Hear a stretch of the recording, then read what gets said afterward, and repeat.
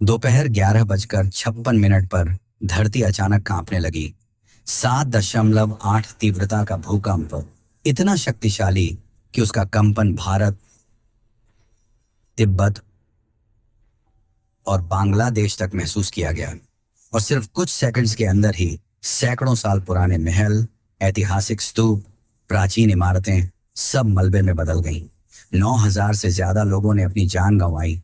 लगभग 80 से अधिक यूनेस्को हेरिटेज मंदिर और ऐतिहासिक संरचनाएं धराशायी हो गईं। लेकिन इसी विनाश के बीच बागमती नदी के तट पर बसा पशुपतिनाथ मंदिर अडिग खड़ा रहा। मंदिर को एक खरोंच तक नहीं आई। तो आखिर ऐसी कौन सी शक्ति थी जिसने मंदिर को बचा लिया? क्या यह महादेव की लीला थी या मंदिर की अद्भुत संरचना? नेपाल की काठमांडू घाटी में बसा पशुपतिनाथ मंदिर हजारों सालों से अपने अंदर ऐसे रहस्य दबाए बैठा है जिन्हें जानकर आप भी चौंक जाएंगे। पशुपतिनाथ वह स्थान है जहां एक ओर 100 से भी अधिक शिवलिंग एक साथ दिखाई देते हैं और दूसरी ओर खुली चिताएं जलती हैं। और सबसे बड़ा सवाल, इस मंदिर के गर्भगृह में सिर्फ 4 ही पुजारी क्यों जा सकते हैं, वो भी भारत के कर्नाटक से आने वाले चुनिंदा भट्ट?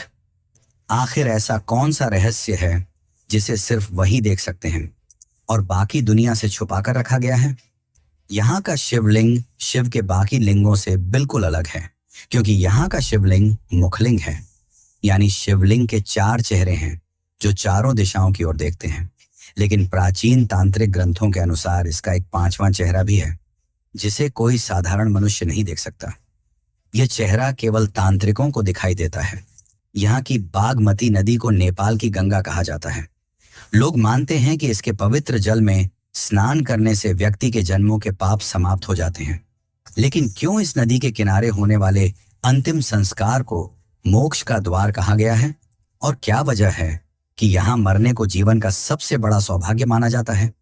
इतना ही नहीं, इस मंदिर के पास एक ऐसा दीपक भी है जो कहा जाता है कि सदियों से लगातार जल रहा है, न बुझे न कम हो। क्या यह सच है या केवल एक किंवदंती? और अगर सच है तो इसे जलाए कौन रखता है? और सबसे बड़ा रहस्य है काठमांडू का तांत्रिक संसार और साथ ही कुमारी देवी का रहस्य। नाड़ देवी मंदिर में आधी रात होने वाली गुप्त पूजा और कृतिमुख भैरव को दी जाने वाली 5 बलियां, क्या यह सब अपने अंदर कुछ गहरे राज छुपाए बैठे हैं? और फिर वह रहस्य जो भारत और नेपाल को जोड़ता है। क्यों कहा जाता है कि केदारनाथ में शिव की पीठ है और पशुपतिनाथ में शिव का मुख? क्या सच में दोनों मंदिरों के बीच कोई ऊर्जात्मक संबंध है? और वह कौन सी कहानी है जो इस कड़ी को जन्म देती है? और सबसे महत्वपूर्ण बात, भारत से नेपाल पहुंचकर इस मंदिर तक आना जितना आसान लगता है उतना है नहीं। भीड़, सीमाएं, कागजात, रास्ते और काठमांडू की जटिल पहाड़ी पहुंच। क्या आपको पता है कि हर साल हजारों तीर्थयात्री यहां आने की कोशिश करते हैं, पर वापस लौटते समय कहते हैं हम तैयार ही नहीं थे? तो आज की इस वीडियो में हम आपको यह भी बताएंगे कि आप पशुपतिनाथ के दर्शन कैसे कर सकते हैं। तो चलिए हम इन सभी सवालों के जवाब तलाशते हैं और एक एक कर रहस्यों से पर्दा उठाते हैं, क्योंकि यह सिर्फ एक मंदिर की कहानी नहीं बल्कि एक ऐसा रहस्य है जो धर्म, इतिहास, विज्ञान और अध्यात्म चारों को चुनौती देता है। और वीडियो को अंत तक जरूर देखें, क्योंकि अंत तक देखने पर ही समझ आएगा कि क्यों लोग कहते हैं पशुपतिनाथ को नहीं देखा जाता, उसे अनुभव किया जाता है। तो आइए शुरू करते हैं एक ऐसी यात्रा जो आपकी आस्था को हिलाकर रख देगी। लेकिन उससे पहले अगर आपको वीडियो अच्छी लग रही है तो इसे लाइक जरूर करें और कमेंट में लिखें।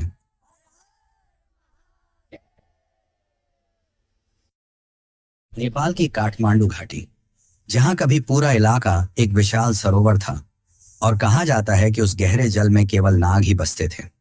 आज वहीं बागमती नदी के किनारे एक ऐसा मंदिर खड़ा है जो हजारों सालों से मौत और मोक्ष, तंत्र और तप, इतिहास और रहस्य सबका साक्षी बना हुआ है। पशुपतिनाथ एक ऐसा मंदिर जहां एक ओर 100 से भी अधिक शिवलिंग एक ही प्रांगण में स्थित हैं और दूसरी ओर खुला श्मशान जहां दिन रात चिताएं जलती हैं। लेकिन साथ ही इस मंदिर का इतिहास भी रहस्यों से भरा हुआ है और आज हम उन्हीं रहस्यों, कथाओं और इतिहास के बारे में जानेंगे जो इस मंदिर के निर्माण से जुड़ा है। बहुत समय पहले काठमांडू की बागमती घाटी के घने जंगलों में शिवजी एक मृग यानी कि हिरण का रूप धारण करके घूम रहे थे। वे सांसारिक चिंताओं से दूर होकर पूर्ण एकांत का आनंद ले रहे थे। लेकिन तभी देवताओं को चिंता होने लगी कि शिव कहाँ गए, क्योंकि उनके बिना ब्रह्मांड का संतुलन बिगड़ रहा था। तब विष्णु और इंद्र ने शिव जी को ढूंढना शुरू किया और उन्हें वे बागमती नदी के तट पर मिले। परंतु शिव ने उन्हें देख लिया और भागने लगे। विष्णु और इंद्र भी उनका पीछा करने लगे और अंततः विष्णु उन्हें पकड़ने में कामयाब रहे। लेकिन इस खींचातानी में हिरण का सींग टूट गया और यहीं गिर गया। और माना जाता है कि जहां हिरण का सींग गिरा वहीं से दिव्य शिवलिंग की उत्पत्ति हुई। यह कोई साधारण लिंग नहीं था। इसमें 4 चेहरे उभर आए, 4 दिशाओं की ओर देखते हुए। यह था मखुर लिंग, वह प्रथम स्वरूप जिसके कारण इस स्थान को पशुपतिनाथ कहा जाने लगा।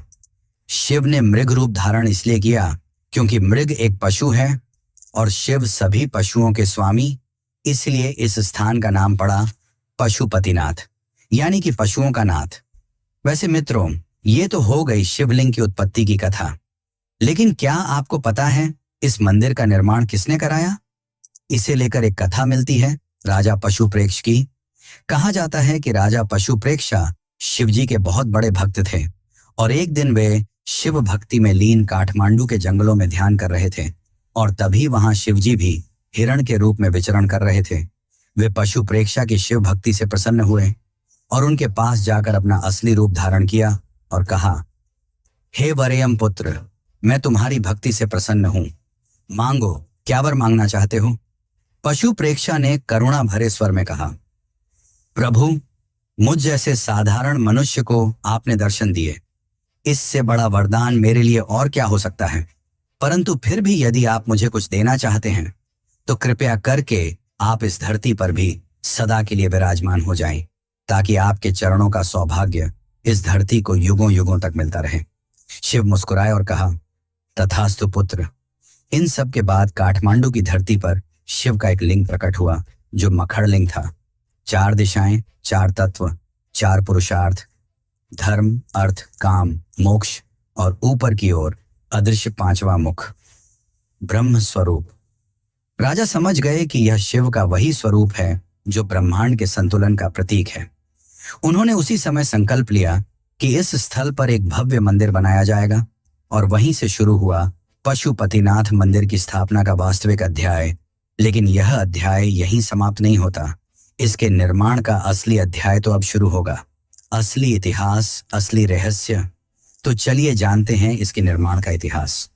माना जाता है कि मंदिर का पहला निर्माण राजा पशुप्रेक्षा ने करवाया, परंतु हमें इसका सबसे पहला लिखित इतिहास लगभग 400 ईसा पूर्व मिलता है।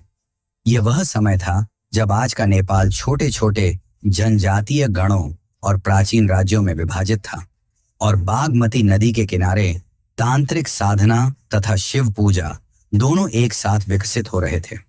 6वीं 7वीं सदी में लिच्छवी वंश का उदय हुआ, जो नेपाल के सबसे समृद्ध और सांस्कृतिक रूप से उन्नत राजवंशों में से एक माना जाता है। इन्हीं लिच्छवी राजाओं ने पहली बार पशुपतिनाथ मंदिर के चारों ओर एक व्यवस्थित संरचना बनवाई। लकड़ी के स्तंभ, पत्थर की गहन नक्काशी और बागमती के तट पर विस्तृत प्रांगण। उनके अभिलेख बताते हैं कि पशुपतिनाथ को राष्ट्र का आध्यात्मिक हृदय घोषित किया गया था। इसके कई शताब्दियों बाद जब नेपाल में मल्ल वंश सत्ता में आया, तब पशुपतिनाथ ने एक नया स्वर्णिम युग देखा। मल्ल राजाओं ने मंदिर को केवल पूजा स्थल नहीं बल्कि सांस्कृतिक और धार्मिक केंद्र के रूप में विकसित किया। इन्हीं के काल में महाआरती, बागमती घाट का विस्तार और तांत्रिक स्थलों की औपचारिक स्थापना की गई। मल्ल वास्तुकला की पहचान, पगोड़ा शैली के दोहरे छत वाले मंदिर पहली बार यहीं दिखाई दिए। मंदिर का ऊपरी भाग लकड़ी पर आधारित था, जबकि आधार पत्थर का, जिससे यह प्राकृतिक आपदाओं में भी सुरक्षित रहता था। पर मंदिर ने सबसे बड़ा परिवर्तन 1692 ईस्वी में देखा, जब इसके व्यापक पुनर्निर्माण और संरक्षण का अंतिम बड़ा कार्य किया गया। यह वह काल था जब राजाओं ने मंदिर को आधिकारिक शाही संरक्षण दिया। सोने का शिखर, मोटी दीवारें, मजबूत भूमि आधार और गर्भगृह की सुरक्षा के विशेष उपाय इसी समय किए गए। इसके बाद सदियों तक मंदिर उसी रूप में खड़ा रहा, समय, मौसम और आक्रमणों के बावजूद। और फिर 1979 में एक ऐतिहासिक क्षण आया जब यूनेस्को ने पशुपतिनाथ को विश्व धरोहर स्थल घोषित किया। यह केवल सम्मान नहीं बल्कि दुनिया का स्वीकार था कि यह मंदिर आध्यात्मिकता, वास्तुकला और इतिहास तीनों का अमूल्य संगम है। तो यह था मित्रों मंदिर का संपूर्ण इतिहास। पर यह मंदिर अपने इतिहास के कारण नहीं बल्कि अपने रहस्यों के कारण ज्यादा प्रसिद्ध है। यहाँ मौजूद 4 मुख वाले शिवलिंग का रहस्य, कर्नाटक के 4 पुजारियों का रहस्य, दिव्य ज्योति का रहस्य और भी कई सारे चौंकाने वाले रहस्य। तो चलिए उन रहस्यों को जानते हैं जो आपको चौंका कर रख देंगे। लेकिन उससे पहले अगर आपको वीडियो अच्छी लग रही है तो इसे एक लाइक जरूर करें। पशुपतिनाथ मंदिर का सबसे अनोखा और सबसे रहस्यमय भाग है मखुरलिंग, वह दिव्य शिवलिंग जिसमें 4 दिशाओं की ओर 4 चेहरे उभरे हुए हैं। माना जाता है कि यह शिवलिंग मनुष्य की संपूर्ण आध्यात्मिक यात्रा का मार्ग दिखाता है। पश्चिम की ओर उन्मुख सदैव जात, जो काम, इच्छाओं, भावनाओं और जीवन की पहली प्यास का प्रतीक है। यह चेहरा बताता है कि हर जीव इच्छा से जन्म लेता है और इच्छाएं ही प्रथम गति हैं, पर इन्हें नियंत्रित करना ही पहला ज्ञान है। पूर्व दिशा का तत्पुरुष, धर्म का प्रतीक। यह वह चेहरा है जो हमें बताता है कि जीवन की नींव धर्म है, कर्तव्य, सत्य और संतुलन। दक्षिण दिशा का अघोर, अर्थ का प्रतिनिधि। संसार की आवश्यकताएं, धन, साधन, जीविका सब अघोर के अंतर्गत आते हैं। यह चेहरा सिखाता है कि अर्थ का संचय पाप नहीं है, परंतु लालसा में डूब जाना विनाश का आरंभ है। उत्तर दिशा में स्थित वामदेव, मोक्ष का द्वार। यही वह चेहरा है जिसमें शिव का सबसे कोमल, सबसे कृपालु स्वरूप दिखाई देता है। यह मुख बताता है कि जीवन का अंतिम लक्ष्य न धन है न काम, बल्कि जन्म और मृत्यु के चक्र से मुक्त होना है। यही 4 मुख मिलकर 4 पुरुषार्थ बनाते हैं, धर्म, अर्थ, काम और मोक्ष। लेकिन इन 4 मुखों के पीछे एक 5वां रहस्य छुपा है। यह मुख दिखाई नहीं देता, न किसी मूर्ति में उकेरा है। यह 5वां मुख है ईशान, जिसे तांत्रिक ग्रंथों में कालाग्नि रुद्र कहा गया है।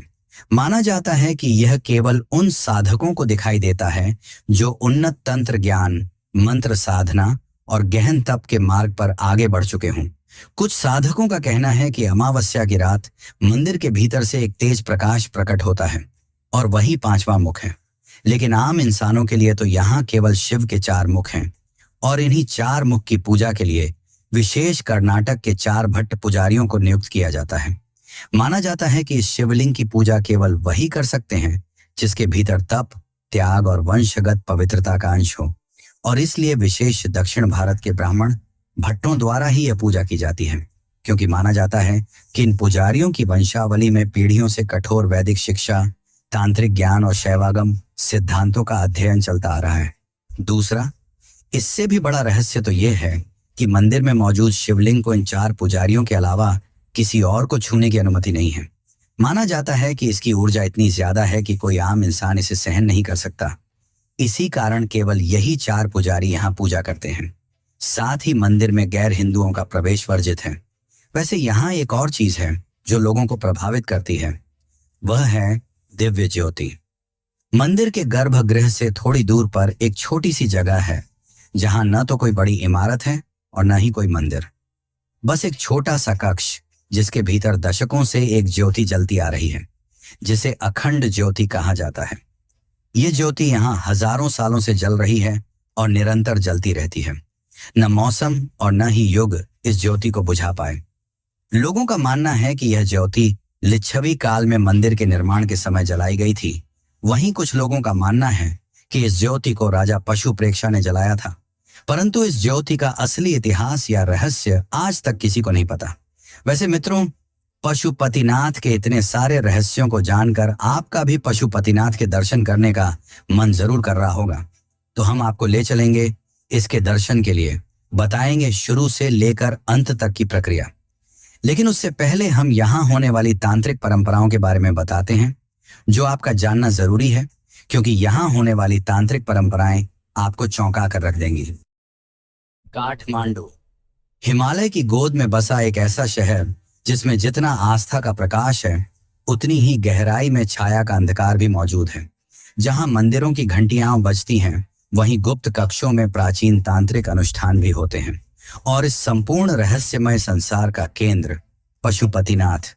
कहा जाता है कि भारत में काशी और कामाख्या जितने शक्तिशाली तांत्रिक पीठ हैं उतनी ही शक्ति नेपाल के काठमांडू में छिपी है। यहाँ का प्रत्येक मंदिर, प्रत्येक गली और प्रत्येक शिलालेख किसी न किसी तांत्रिक सिद्धि की कहानी कहता है। इस गुप्त संसार की शुरुआत होती है कुमारी देवी से। नेपाल की जीवित देवी एक छोटी सी 5 या 6 साल की बच्ची जिसे अचानक साधारण जीवन से उठाकर देवत्व का दर्जा दे दिया जाता है। काले पर्दे वाला कमरा, दियों की मंद रोशनी और मंत्रों की गूंज, यहीं से उसकी नई यात्रा शुरू होती है। उसका चयन सामान्य मनोविज्ञान या शारीरिक विशेषताओं से नहीं बल्कि तांत्रिक संकेतों से होता है। माना जाता है कि देवी दुर्गा की चेतना स्वयं उस बच्ची में प्रवेश करती है। चयन के दौरान तांत्रिक साधक कई गुप्त विधियां करते हैं। नाड़ी परीक्षण, दृष्टि परीक्षण, भय परीक्षा, ये सब उस बच्ची की शुद्ध चेतना की पहचान के लिए किए जाते हैं। कुमारी देवी का घर भी मजबूत तांत्रिक ऊर्जा से घिरा हुआ है, जहां बाहरी लोगों का प्रवेश लगभग निषिद्ध है। सुबह शाम की कुछ ही झलकियों से भक्त देवी के दर्शन कर पाते हैं। कहते हैं 2015 के भूकंप में पूरा काठमांडू हिल गया था, परंतु कुमारी देवी के घर में एक दरार तक नहीं आई। पर काठमांडू का तांत्रिक संसार यही नहीं रुकता। इससे भी गहरे रहस्य छिपे हैं नरदेवी मंदिर में, जो देवी श्वेता काली को समर्पित है। यह मंदिर आम पर्यटक नहीं देखते क्योंकि इसकी वास्तविक शक्ति आधी रात को शुरू होती है। स्थानीय कथाओं में वर्णन मिलता है कि एक बार पटना के राजा ने शिकार के दौरान जंगल में शरण लेने के लिए एक पेड़ के भीतर छिपी गुफा का सहारा लिया। वहां उन्हें एक अत्यंत तेजस्वी स्त्री दिव्य रूप श्वेता काली का साक्षात्कार हुआ। उन्होंने राजा से कहा, भय मत करो, मैं तुम्हारी रक्षा करने आई हूं, और वह वहीं विलीन हो गई। कहा जाता है कि उसी राजा ने बाद में उसी जमीन पर नरदेवी मंदिर की स्थापना की, जो आज तांत्रिक साधना का केंद्रीय स्थल माना जाता है। तांत्रिक ग्रंथों के अनुसार काठमांडू में कई ऐसे स्थान हैं जहां आज भी बलिदान की पुरानी परंपराएं जीवित हैं। सबसे प्रसिद्ध है कीर्तिमुख भैरव का मंदिर। यहाँ वर्ष में एक बार विशेष पूर्णिमा की रात 5 प्रकार की बलियां दी जाती हैं, जिसे पंच बलि कहा जाता है। यह मान्यता है कि कीर्तिमुख भैरव ब्रह्मांड की काल चक्र ऊर्जा का स्वामी है, जो जन्म, मृत्यु और पुनर्जन्म के नियमों को नियंत्रित करता है। बलिदान देने वाले लोग भय, मोह और बंधन त्याग कर मृत्यु को मात देने की कामना करते हैं। यही कारण है कि काठमांडू को तंत्र का हिमालयी त्रिकोण कहा जाता है। कामाख्या, काशी और काठमांडू मिलकर एक त्रिकोण बनाते हैं और प्रत्येक स्थान की शक्ति दूसरी 2 जगहों को प्रभावित करती है।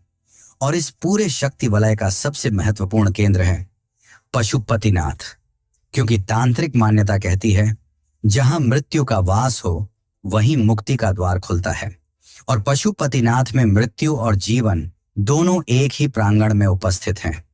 एक ओर 100 से अधिक शिवलिंग, दूसरी ओर खुला श्मशान। इसलिए कहा जाता है कि पशुपतिनाथ केवल शिव का मंदिर नहीं बल्कि दुनिया के सबसे शक्तिशाली तांत्रिक नोड्स में से एक है, जिस कारण पशुपतिनाथ के दर्शन करना और भी पवित्र हो जाता है। तो चलिए अब हम आपको ले चलते हैं पशुपतिनाथ की यात्रा पर। लेकिन उससे पहले अगर आपको वीडियो अच्छी लग रही है तो इसे अपने मित्रों और रिश्तेदारों को भी जरूर शेयर करें। पशुपतिनाथ की आध्यात्मिक यात्रा जितनी दिव्य है उतनी ही जमीनी चुनौतियों से भरी भी। नेपाल हिमालय की गोद में बसा देश, जहां पहुंचना आसान भी है और कभी कभी जटिल भी। और इस मंदिर तक पहुंचने की यात्रा सिर्फ बसों और उड़ानों की नहीं बल्कि भीड़, सीमाओं और व्यवस्था के बीच से गुजरने की कहानी भी है। सबसे पहले बात करते हैं भारत से नेपाल पहुंचने की औपचारिकताओं की। भारत और नेपाल के बीच वीजा नहीं लगता, पर पहचान पत्र आवश्यक है। आधार कार्ड, वोटर आईडी या पासपोर्ट, इनमें से कोई एक होना जरूरी है, खासकर अगर आप सड़क मार्ग से नेपाल जा रहे हों। सीमा पर सुनौली, रक्सौल या सिलीगुड़ी जैसे प्रमुख बॉर्डर पॉइंट्स पर भारतीय यात्रियों को एंट्री रजिस्टर में नाम, दस्तावेज और वाहनों की जानकारी दर्ज करनी पड़ती है। भीड़ भरे दिनों, विशेषकर शिवरात्रि और तीज के आसपास, इन चेक पॉइंट्स पर लंबी कतारें लग जाती हैं। नेपाल पहुंचने पर सबसे पहला नियम जिसे समझना जरूरी है, गैर हिंदुओं को पशुपतिनाथ मंदिर के मुख्य परिसर में प्रवेश नहीं मिलता। यहाँ के नियम बहुत कठोर हैं और पुजारी इस पर सख्ती से अमल करते हैं। इसीलिए परिवार में कोई ऐसा सदस्य हो जो हिंदू ना हो, उसे मुख्य द्वार से पहले ही रोक दिया जाता है। इसके अलावा बागमती नदी का क्षेत्र त्योहारों और खास दिनों में इतना भीड़ भाड़ वाला हो जाता है कि स्थानीय पुलिस को भीड़ नियंत्रित करने में समय लगता है। सीढ़ियां खड़ी हैं, रास्ते संकरे हैं और भीड़ इतनी सघन कि चलने का स्थान भी कम पड़ जाता है। यही कारण है कि वरिष्ठ नागरिकों के लिए यह यात्रा थोड़ी कठिन हो जाती है। कई बार उन्हें भीड़ के बीच सांस लेने में परेशानी होती है और कभी-कभी सीढ़ियां चढ़ने में भी दिक्कत आती है। इसलिए बुजुर्गों के लिए सबसे अच्छा समय है सुबह का समय, जब मंदिर खुलता ही है और भीड़ कम होती है। अब आते हैं सबसे जरूरी सवाल पर, पशुपतिनाथ मंदिर पहुंचा कैसे जाए? सबसे आसान तरीका है हवाई रास्ता। काठमांडू का त्रिभुवन अंतरराष्ट्रीय हवाई अड्डा मंदिर से सिर्फ 5 किलोमीटर दूर है।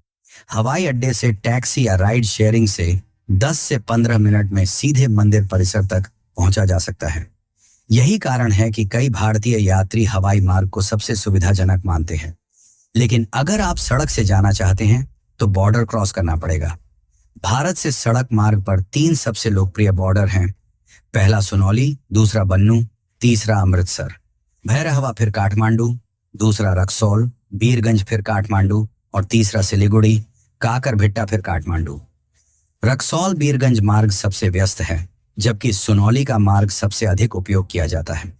हालांकि सड़क यात्रा खूबसूरत है, पर पर्वतीय मोड़ों और ट्रैफिक के कारण लंबी भी हो सकती है। काठमांडू पहुंचने के बाद शहर में टैक्सी सबसे आसान साधन है, पर भीड़भाड़ के कारण कई बार आपको ई रिक्शा, छोटी टैक्सियां या कभी-कभी पैदल संकरी गलियों से होकर गुजरना पड़ता है। मंदिर का क्षेत्र पुराना है, इसलिए सीधी चौड़ी सड़कें बहुत कम हैं। अब आप पशुपतिनाथ जाने के लिए बिल्कुल तैयार हैं और इसी के साथ हमारी यात्रा का भी अंत होता है। लेकिन मित्रों, जैसा कि मैंने पहले बताया कि काशी, कामाख्या और पशुपतिनाथ तीनों मिलकर तांत्रिक त्रिकोण बनाते हैं और काशी को शिवजी की जीवित नगरी कहा जाता है। पर क्या सच में शिवजी ने काशी का निर्माण किया? और अगर हाँ, तो क्या है ज्ञानवापी का रहस्य? क्योंकि माना जाता है कि काशी विश्वनाथ मंदिर को तोड़कर ज्ञानवापी मस्जिद